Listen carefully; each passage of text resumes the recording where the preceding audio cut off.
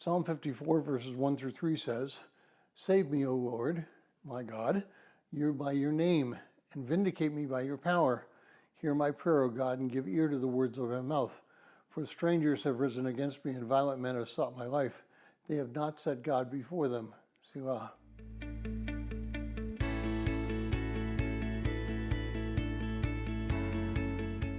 Now, if you're joining us in reading through this 6-month plan of reading through the book of Psalms, today's reading is Psalm 54, and I encourage you to read that psalm. Now, like other psalms, this psalm is broken into various parts. This first part asks for God's deliverance. The second part confirms that deliverance and responds with joy because of it. Now, a few days ago, we talked about some of the names of God. And one of the names of God was the name Elohim, meaning the Creator God and the Powerful One. This is the attribute of God which upon David is calling. He is asking for God's strength and deliverance. Now, there's a reason for this request. It was that the strangers had attacked him and violent men had sought his life. Their attributes were described in verse 3 as having not yet set God before them. This is an interesting thought. You're able to recognize the action of mankind through their relationship with God. Those who have a relationship with God recognize his supremacy and his providence.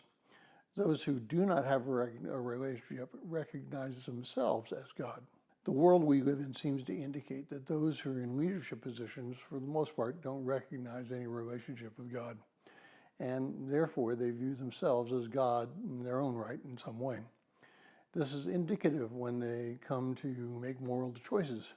The common refrain is, that's their body and they get to do with it what they please.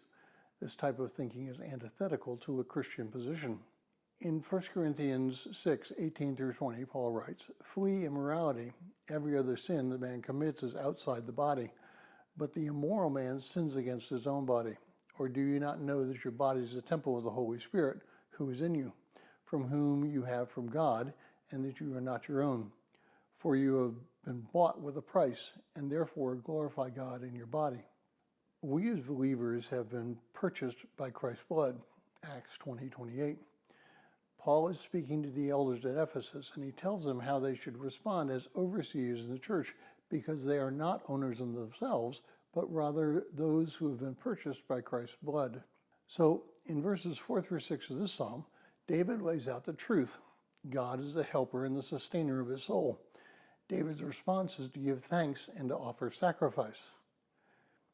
What is your response to God being in your life? And if you would like a PDF copy of this entire reading plan, please send an email to phineasjacobus@runningtohim.net.